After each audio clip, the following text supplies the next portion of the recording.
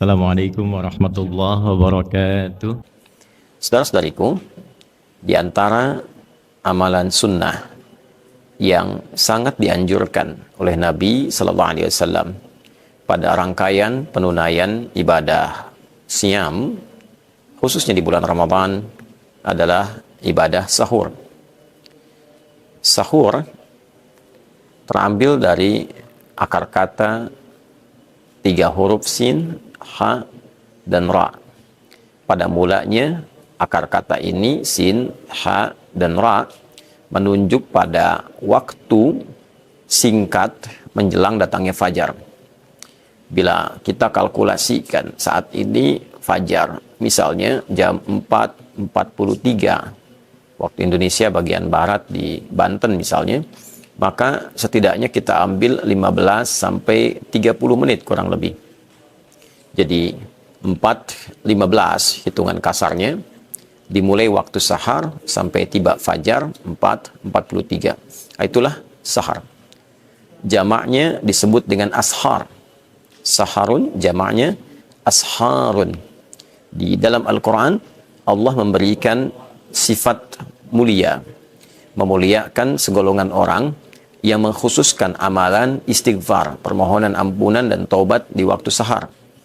Dicontohkan di Quran surah ke-51 misalnya, surah Adz-Dzariyat di ayat ke-18. Wabil ashari hum yastaghfirun.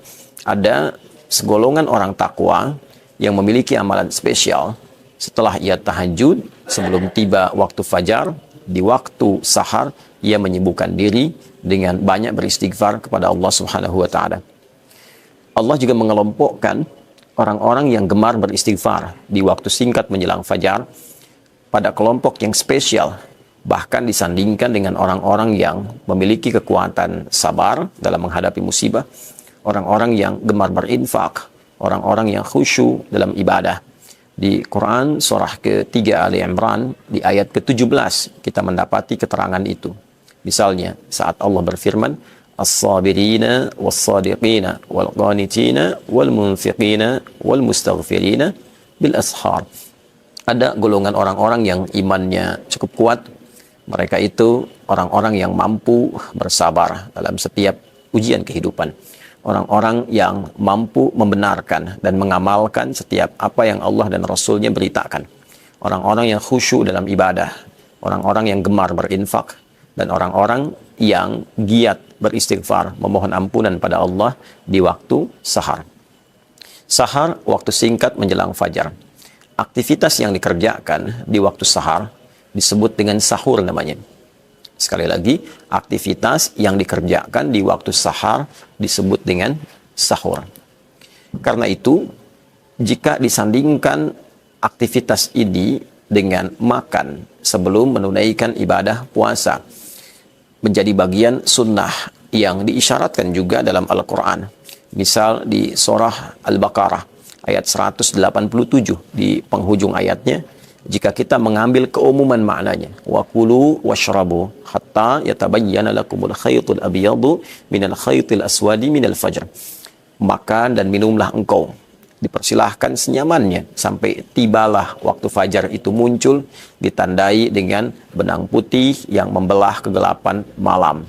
Ini satu kata kiasan seperti cahaya yang membelah fajar shadiq yang menghilangkan kegelapan malam, menandai bahwa malam telah dibelah, hilang malam, muncul kemudian fajar. Makan dan minum senyamannya. Sekalipun ayat ini diturunkan untuk juga memberikan satu perbedaan dari kebiasaan orang-orang ahli kitab yang dahulu umumnya mereka puasa tidak makan sahur terlebih dahulu, atau juga sebagian dari kalangan ahli kitab yang mereka menunaikan puasa sampai dengan malam harinya, sehingga sahabat banyak berdiskusi apakah puasa Ramadan ini sama seperti orang-orang terdahulu. Maka Allah menurunkan ayat ini untuk memberikan penguat bahwa puasa cukup ditunaikan dari fajar sampai dengan maghrib. Adapun ba'da maghrib silahkan makan, minum senyamannya sampai menjelang fajar.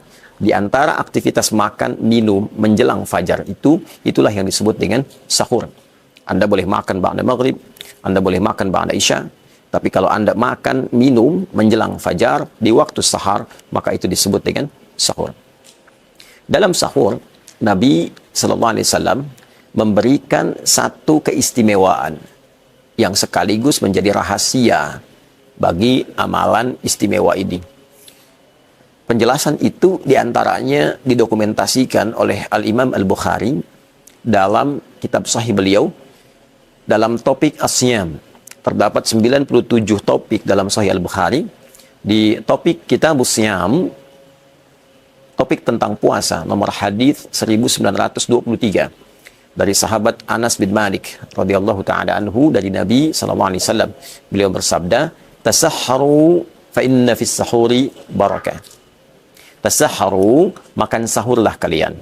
Makanlah kalian di waktu sahar sebelum kalian menunaikan puasa. Demikian penjelasan sabda Nabi sallallahu alaihi wasallam.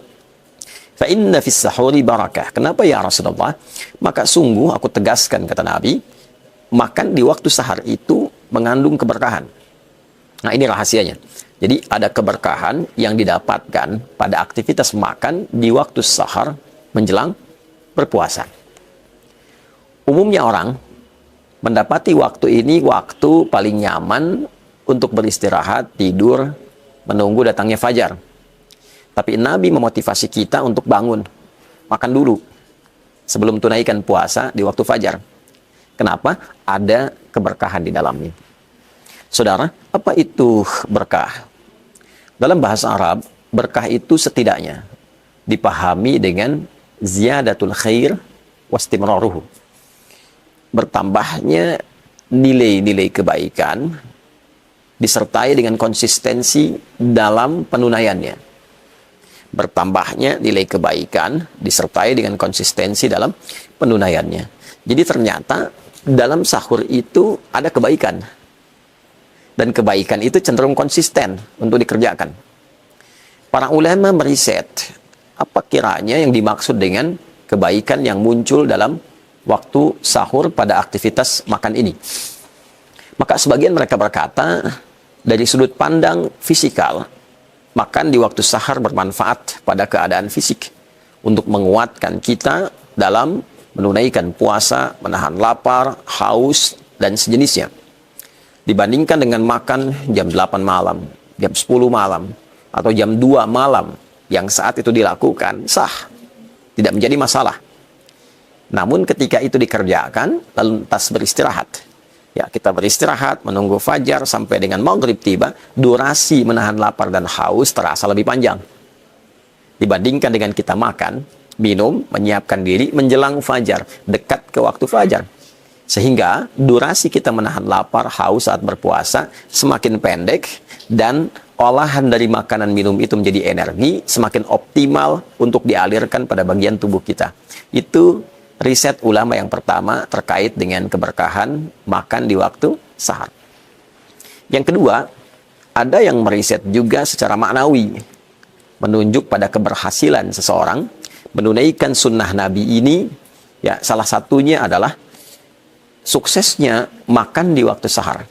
Yang kita sebut dengan makan sahur itu, tatkala makanan itu dan minuman itu menjadi energi, menjadi tenaga yang disupport pada bagian tubuh kita untuk meningkatkan kebaikan yang konsisten saat menjalani ibadah puasa. Nah, ini sangat dalam sekali, ya, sangat dalam sekali. Jadi ada orang boleh jadi dia makan, minum di waktu sahar, dia ikut sahur, bahkan makannya banyak, minumnya banyak, ya. Tiba kemudian waktu fajar. Tapi sayangnya antara fajar sampai ke maghrib ini ternyata makanan itu tidak terolah menjadi energi yang mendorong pelakunya berbuat baik. Ya, baca Qurannya minimalis, sholat sunnahnya minim, ya, sedekahnya minim, misal. Ya, maka ini menunjukkan dan memberikan kesan bahwa makan di waktu sahurnya itu hanya memberi manfaat bagi fisiknya, tapi berkurang dari segi keberkahannya. Sebaliknya, jika makan itu benar, yang dimakan halal, kan? Cara mendapatinya halal, thayyib, kualitasnya benar, menyehatkan buat tubuh, walaupun sedikit yang dimakan, maka ciri keberhasilan sahur itu dia bisa menghasilkan energi yang meningkatkan pelakunya untuk bisa bersemangat menunaikan ibadah dan ragam kebaikan lainnya. Ya, dia makan, dia sertai dengan istighfar.